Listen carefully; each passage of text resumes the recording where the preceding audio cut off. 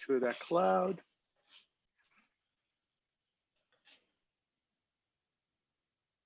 Okay, I think we're recording. Looks like it. Hey Nathan, how are you doing? Good. Good morning. How are you? Good, thanks. Well, I'm excited today to be joined with you since you had an accident on your street last week and did not have All access right. to internet Or power for a while or too. power. Yeah, So would you please introduce yourself to the people that will be watching this training?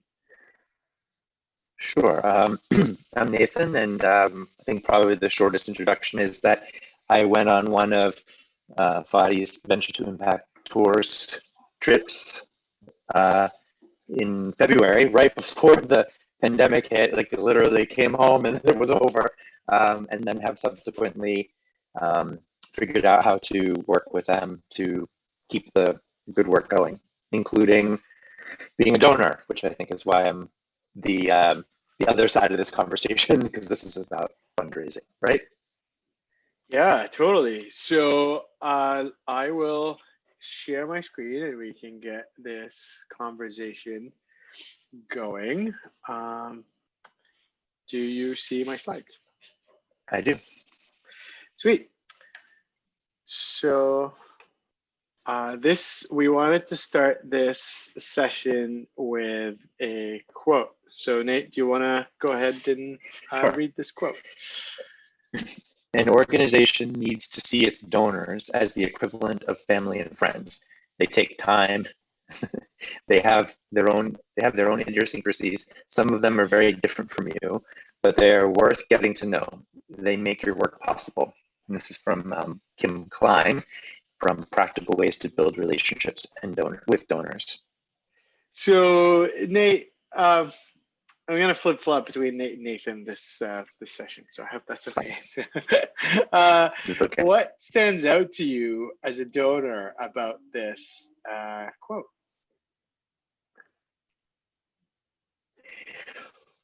Well, I think it's kind of spot on. I mean, the family analogy and friend analogy is it's really useful, because we all know that sometimes our family members that's why I kind of laughed when I read it. They can rub you the wrong way, but still they're your family, right? Or, there's an underlying commonality that you have with your family members, their family, and with your friends, you have a lot of shared experiences similarly. And as a donor, um, when I think about the places that I have donated to, they where I feel the most connected to them is where I give continuously, or over years and years. I think about one that involves outdoor access, maintaining access to land so people can use them for various reasons. And I've probably been involved with that organization for 20 years. And it's because when people who are with that organization are around where I live, they call me, "Hey Nathan, what are you up to? What's going on in your neighborhood that would be concerning?" And you do definitely develop a relationship with them, which helps the donor feel part of something. Yeah, I Family, right? totally agree with you. And you hit on a word that I actually wrote in my notebook, which I think Zoom background didn't let us see very well, which is connection. You know, if we reflect on our personal lives, how much time are we investing to connect with our family and our friends? And if we want to think about the people that make our work possible, which are donors in the NGO setting, how much time are we dedicating to connect with them? So as you go through this training, really the theme is connection and meaningful connections to that end. And a really key to connecting with people is communicating with them. And so when it comes to donor communications, these are the most common mistakes or misses that we see happen over and over again. Um, organizations or fundraisers can make the mistakes of talking about what they need to survive rather than the value uh, that you can co-create with the donor in your organization. So when you are just getting on the line and saying, hey, give me money, hey, we need this, we need that, that can make them feel used, or that can make the relationship feel a little bit transactional. Yeah, I was Infrequent thinking the donor same word, transactional. yeah, transactional. What do you want to elaborate on what you were thinking? Yeah, I mean, it's like when you think of the word transactional, it's like buying milk at the store. There's no connection there. And if you want to follow that sort of example through, that's really different than if you buy milk from the farmer down the street, right? You know him or her, you see them around, they're in your community. It's more connected, to reuse Yeah, that word. totally. I totally agree with that. And I think the kind of point one and two really play along with each other. Is sometimes we feel transactional when there isn't frequent communications with our donors. So we're only hitting them up. We're only making the connection when we need something, rather than Agreed. there's a thread of planned communication with our donor, whether it's to update them about programming, update them about impact, invite them to participate, and then also inviting them to join causes that we need them to be a part of. So I really like the analogy and the way that you framed it. And what I'm hearing from you is that transactional doesn't leave you as a donor feeling good. It leaves you feeling used, if I'm extrapolating. Yeah, I mean, I don't know if that's a strong word. I mean, but yes, I mean, it's more interesting when you're connected to, right? Like you, yeah. I mean, because if you're going to give some organization money, you care about it, right? So to know what's happening with it, again, it makes more of a connection. Yeah, It's more useful uh, for both you absolutely, and me. absolutely. And I think these are really important themes that we'll be hitting on throughout the session. Additionally, inconsistent messaging to donors. So if the board is saying one thing, if the staff are saying one thing, if the ED is saying one thing, it could really kind of cloud the donors' judgment or perception of the organization, or really just offer a story that's not really coherent for the donor to follow.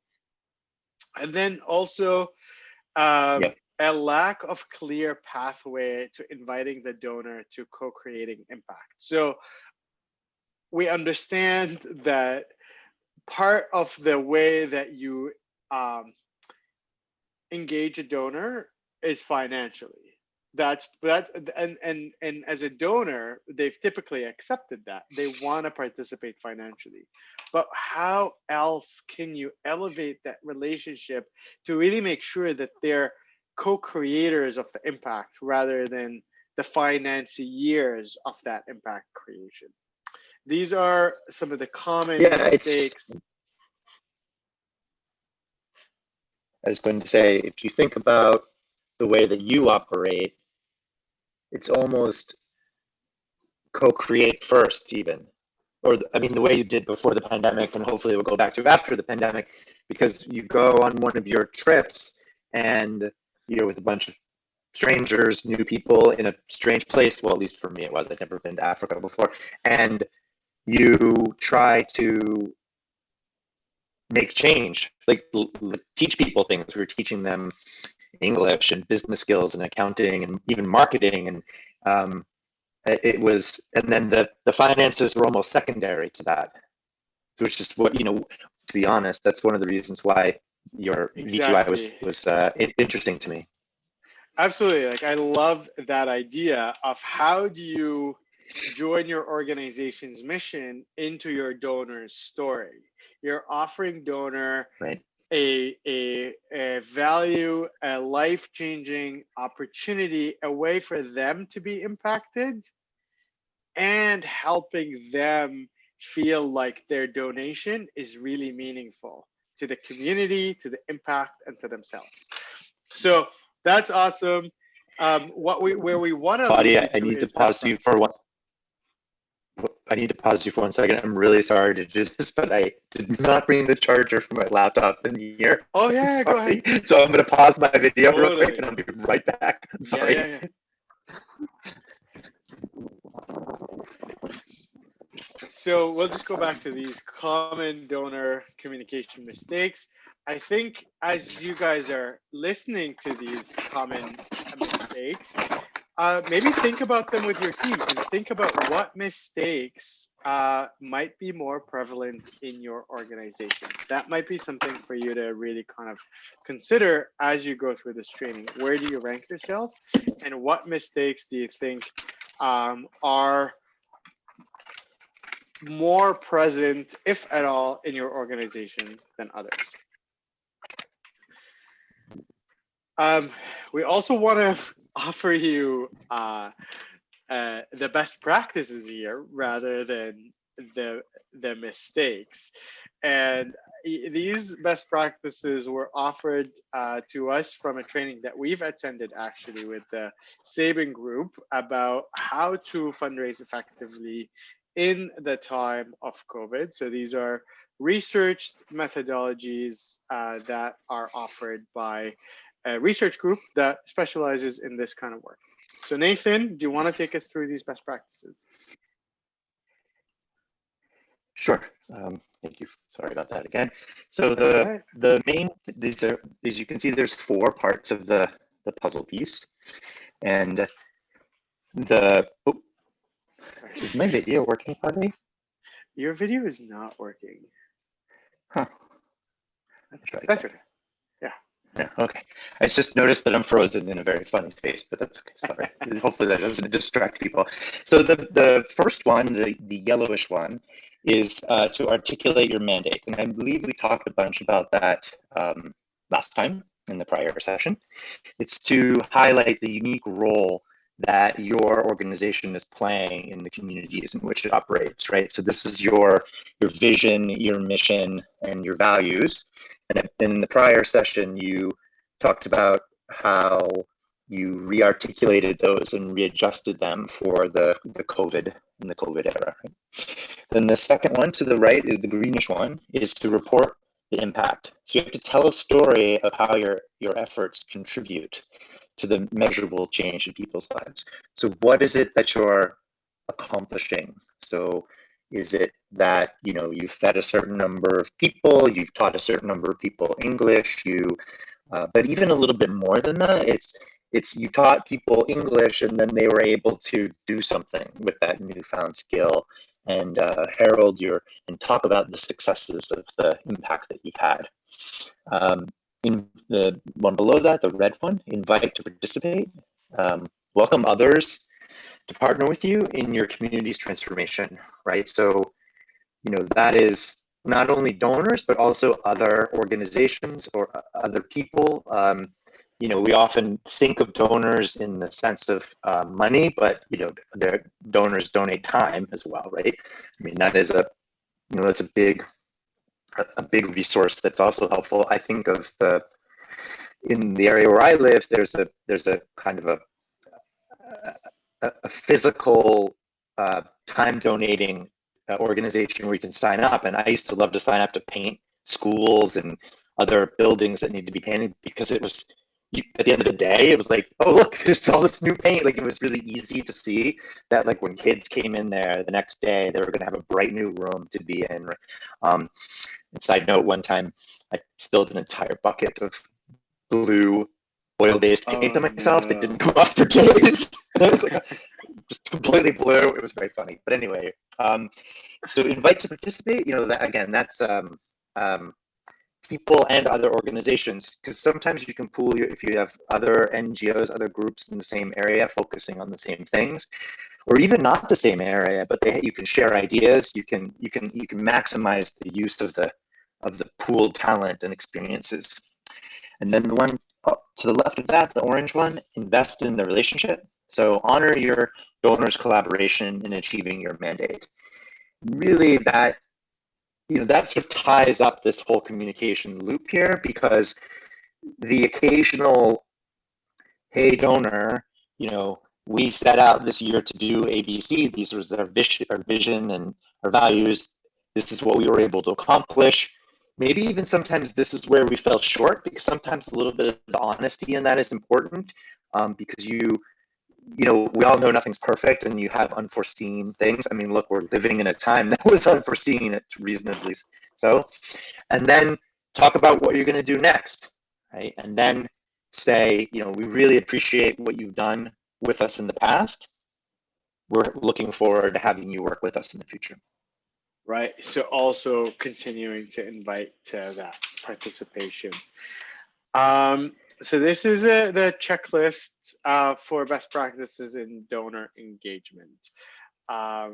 It breaks down really what the wheel or the puzzle pieces that you went through, Nathan, really look like in reality or in practice. Do you want to go through them?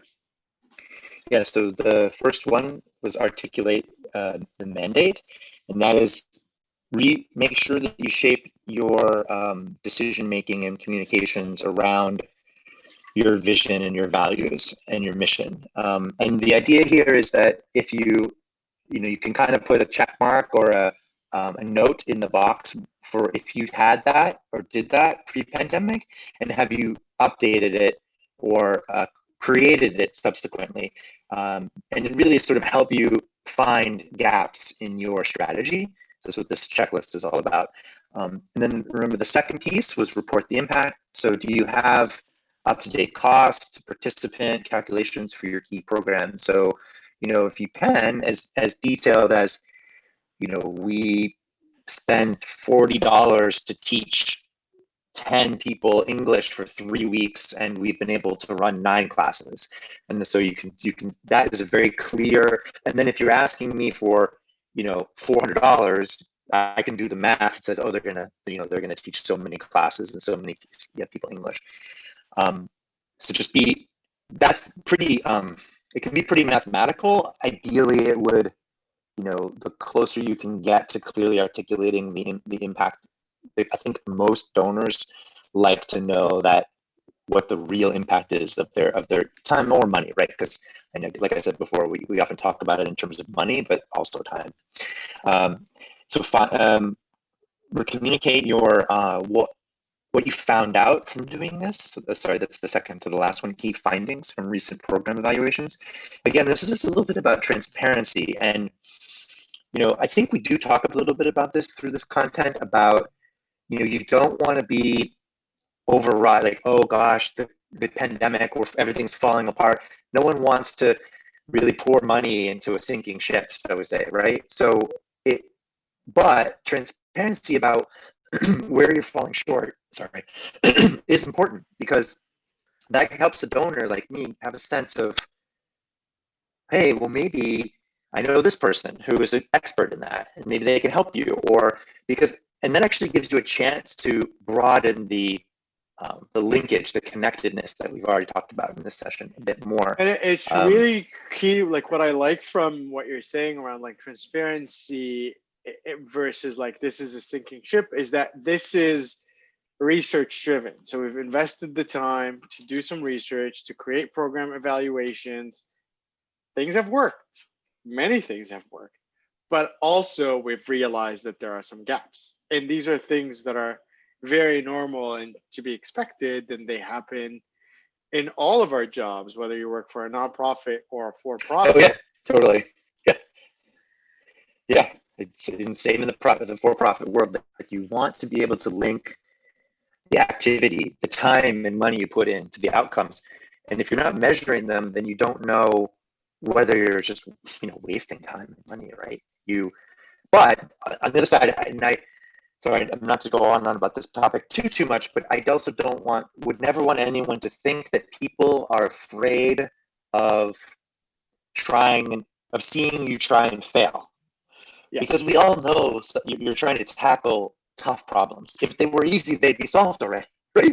So, oh, we're going to try this way to teach English because now it's a pandemic. We're going to have Zoom classes on English. Well, we find out it doesn't work as well as, having everyone in a room physically and being able to use the physicality of teaching a language, which often matters because you can pick up on nonverbal cues when you're trying to learn.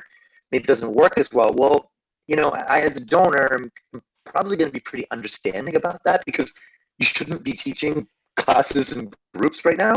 But I think that's a current example. But you can't tell me that if you're not measuring it. You haven't figured out how you're going to communicate that, which leads to the last one there, which is tie it into reality. While numbers matter, so many hours, so many dollars. What really matters is the connection with the outcomes, right? Like that are actual people or actual communities, right? It's easy to say, well, we vaccinated 30,000 people for polio or something like that, but it also helps ground it if you remind people, particularly in the polio example, people who live in the United States, we haven't seen it really in my lifetime. I'm not so young anymore, so it's a while now. But in other parts of the world, it's still endemic. It's still there. So remind people what that means. It means children often they're paralyzed, or without being overwrought about it, but still, look, we vaccinated these people, and none of the kids in this town got polio, right? And here's 5 of them, a photo of 5 of them playing because they don't have paralysis because of polio, right? It really helps connect and create a real reminder to the donor that what you're doing as a donor really matters. Yeah, absolutely. Inviting people to participate. You want me to keep going, Bobby? I'm happy to. Sure, yeah. Okay. So update your COVID-19 impact messaging. So this is, I believe we talked a bit about this in the prior session. Your mission and your values and things, they really shouldn't dramatically change because it's what it's what you're passionate about, it's what you do, but they need to be reshaped and maybe recontextualized so that people who are thinking about COVID understand why your values, your vision still matters.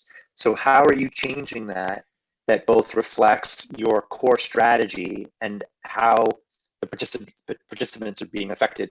An example I think about is if you ran a community center and you were teaching a skill, sewing, English, French, whatever you're teaching, but you also fed people while they were there because there's a food insecurity problem in your community. Well, now your community center is closed in COVID-19, but those people still need food, right? So, but you know who they are because you had them in your classes, your community. So that's about reshaping how you're still supporting those same people through very difficult times.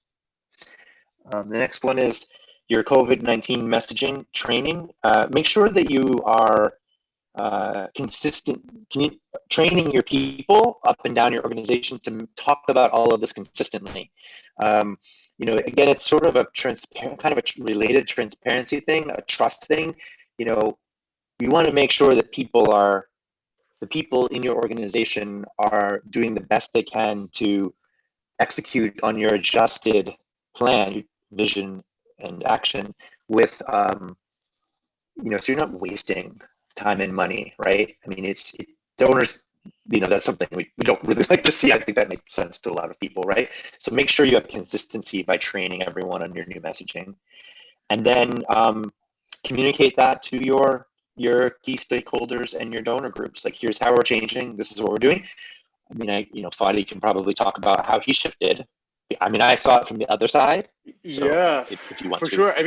We started with identifying the key stakeholders and donors and who needs to know, because we have so many stakeholders, but I think some people are a little bit more impacted or closer to the work that we're doing than others. So we had to identify those. And then from there, we had to either create opportunities for them to be engaged and tell them how we're going to kind of facilitate those opportunities, or for some stakeholders, just had to say, sorry, right now, because of COVID, we are not engaging with this particular audience for all of these reasons. So for example, anyone that's purely interested in going to volunteer abroad, and some people are still interested in volunteering abroad, we had to say to them, okay, thank you so much for your interest, but we will Huh. not be revisiting this conversation until these main criteria are achieved. Safety of volunteer staff and communities on the ground, ability to attain travel insurance for everybody when we facilitate a volunteer program, the ability to access flights easily, the ability to make sure that this is not a reputational risk for V2I or any of our partners. So really just make sure that we have boundaries and say we are Yeah. engaging with our mission virtually, but we're not doing physical volunteer programs. Yeah, I'm sure it's not been easy. I mean, I'm sure this, I mean, speaking as someone who frequently traveled to volunteer, mostly in, health and food insecurity spaces, it is, I've just had to figure out how to do it all online, and this. I work Yeah. for a technology company, so doing stuff online is second nature to me. But there's something very different about not being able to be there. People like other people mostly, so 100%. interacting with other people, over food, and I miss it so much. I can't wait to go back to doing it anyway. So Agreed. our last our last section there was invest in relationships. So update your CRM, and for those that don't know, that's customer relationship management software. That I work for that kind of company. It's basically software that helps you keep track of your list of your donors and your stakeholders and track donations and stuff. And I was thinking If you about don't that have it and too. it's on paper, Exactly. it's fine. It's paper or an Excel spreadsheet or however Yeah, you're exactly. managing things right now, but just keep a record of your stakeholders, key donors somewhere in your organization, and make sure it's shared and updated. Yeah. Because if it's on a piece of paper that you used to have in your office, now everyone's at home. You can't. Yeah, it's not so easy. So offer specific opportunities and input from key stakeholders in light of COVID-19. It's a little bit of similar take on something that was mentioned earlier. Use what you have, right? You have all these connections. You can reach out to donors to do different things than they might have normally done in the past to help you keep your mission moving along, and then acknowledge them and have a gratitude plan. I don't know. I don't really have a lot of thoughts on what shape this takes. I mean, I can tell you one arts organization that I give money to that does arts for children. They often take some of the donors to an art museum. They have like a night at a museum that they've partnered with, where you go and you meet other donors, and you just have something in common with them, and it's kind of a fun night to just it's usually after it closes or something, so you just hang out with them. Like it it sometimes can feel a little cheesy, but also I go to them every year, so it does mean something. Yeah. And it just keeps the connection going. And it's intentional. Someone planned it, someone invited you, someone Yeah. did something, and they thought of you and they made a context for you to feel engaged. So definitely think about that. Like, be intentional about your donor engagement and donor acknowledgement. So to put it all together for you, we kind of brought a templated sample of a letter from a fictional organization, again, called Codes for Kids Canada. And in this letter, they go through the kind of wheel that Nate just walked us through. So articulating the mandate, reporting the impact, inviting to participate, and investing in the relationship. So they start with fall greetings to you.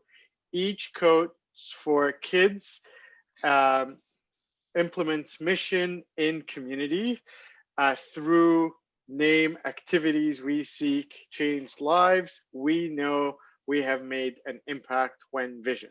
So this is kind of an example when each coach for kids the mission. So if I'm talking about venture to impact, it's like each year venture to impact seeks to transform individuals, families, and communities out of poverty into lasting well-being around the world, through skill-based volunteering programs, because we know we have made an impact when we have solved really complex problems by connecting communities that need those problems solved with skilled individuals that have the skills to solve these problems. So really kind of started off with articulating the mandate. Then let me tell you about participant name. Let me tell you about Nathan. You know, Nathan is an engaged volunteer in all of these programs and blah blah blah, and just really go through the story. Here you need to figure out, are you telling the story of a participant? Are you telling the story of a beneficiary? Are you telling the story of someone that benefited from your program? But really kind of start with a story and then move it up. Nathan represents one of the 30 children who completed the program that we did last year, and thank you donors for your support. So we're showcasing one story, but there's actually hundreds or thousands or tens of these beneficiaries that we've interacted with and fulfilled the need because of your donation. Inviting to participate. So we know that this project can reach many more children in our community. This is why I'm thrilled to invite supporters like you to join our Snow Angels program. So a program or a campaign that they created. Here's where the kind of math that Nathan was talking about really comes in. Specific ask with a generosity, with the generous gift of $25 per month, Snow Angels say yes to ensuring that one more newcomer child accesses coach for kids celebrated year-round support, from summer camps, after school programs to our famous winter warrior. So with $25, you're supporting one kid go through a host of programs year-round, right? And then you go back to investing into the relationship. As the Christmas season approaches, please consider becoming an angel to coach for kids. As a Snow Angel member, you will support one child, help limit environmental footprint and administration time, receive our semi-annual Angel's Touch, really kind of articulate what's in it for them and how you're going to be building that relationship with you now that they've invested in this program. So this is something that's really, really kind of methodical from a fundraising perspective. Here is your example of breaking down the mission and the mandate, reporting the impact, how you invite people to participate, and how you incorporate like that transparency that Nathan was talking about, and the math, the clarity of what is the amount that you're asking going to get you, and then how you're going to build that relationship with the donor once they've signed up. Do you have anything to comment on that, Nathan? No, other than to say these are some of the few emails that I read. I get a lot of email, and I read these because I'm like, oh, what are they up to? And what's coming up? What are the problems they're facing? Especially for organizations that that I'm close to, that I donate time and money. Yeah, they care about. Yeah, that's great. So donor retention research, it's all we need to say about here, you should be investing your time in trying to attract repeat donors to re-engage with your organization. Donors who have given to an organization in 2018 and 2019 were more likely to donate in 2020 by like 50%. But it's less than a quarter of a donor that gave in 2018 will give again in 2019. So think about your repeat donors. If you're going to create a really, really tight list of prospects or potentials that you should engage with, you should think about your historical most engaged donors and stakeholders, because that's where the maximum opportunity lies for you. And because we're all really busy. So we need to invest our time in that. Donor retention good practices. Do you want to take us through that list, Nathan? Yeah, so this slide is a scorecard for you to be able to rate yourself as you go through the list. So these are some good practices, sometimes called best practices. So if you hear us interchange that, the same thing. So you can evaluate yourself. Take a few minutes. We left a box there, so if you print this out, you have some space to write your thoughts. But basically, each of the sections here, so you have, do you have a plan for thanking your donors? Have you you have a presentation of how the funds are being spent? Have you created a way for donors to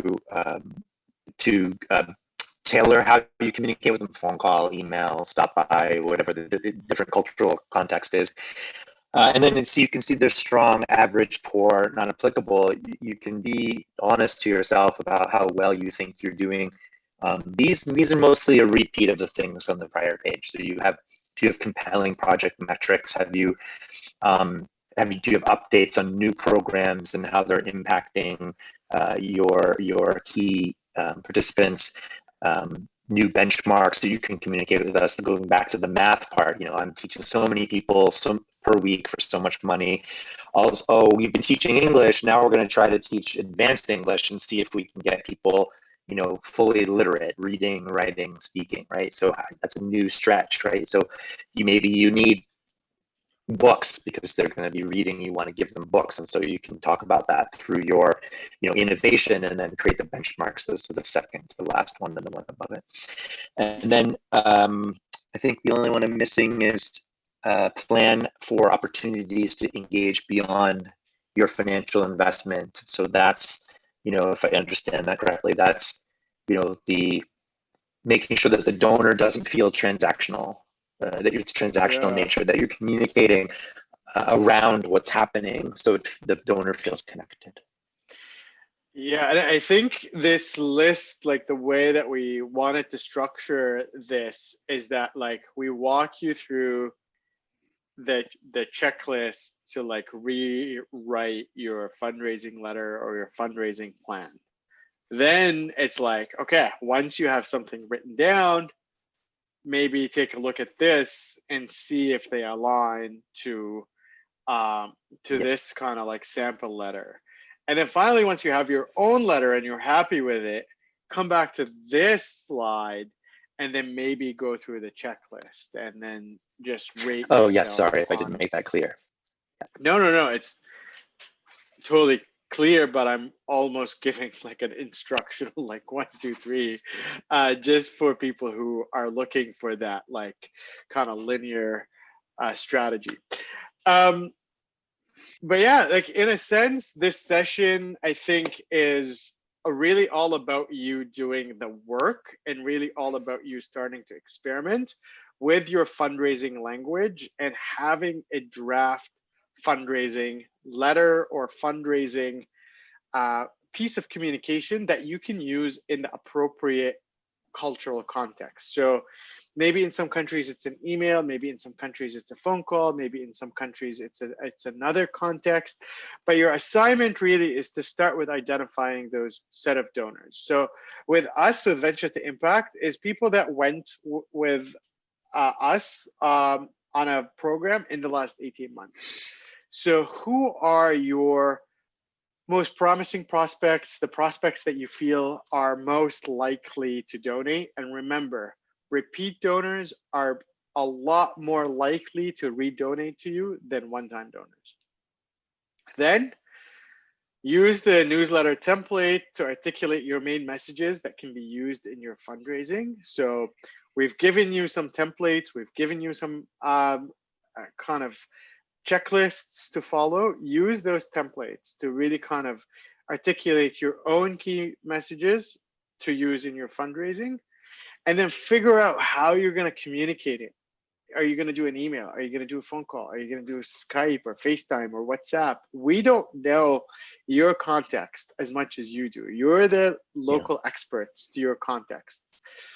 And then once you've done that, maybe just go back to that list and rate your best practices and where you land, and then see if this is an opportunity for you to improve. So maybe you have a really good letter, really good like layout, you've articulated your mandate, the math all checks out, but you don't have a plan to thank donors, or you don't have a plan for donors to be involved beyond the fundraising. Maybe this is where you need to kind of move your training in the next kind of stage. So that's the assignment, and this is the session for today. Nathan, do you have any words of wisdom or anything you'd like to say before we wrap up? No, good luck. Hopefully you enjoy it and it's useful. And Yeah, totally. I enjoyed doing this with you, Fadi. Thank you. No, thank you so much for your time. And we still have one more session that you and I are doing together next week. So yeah, thank you so much for joining this mentorship session. See you then. And see you then. Cheers.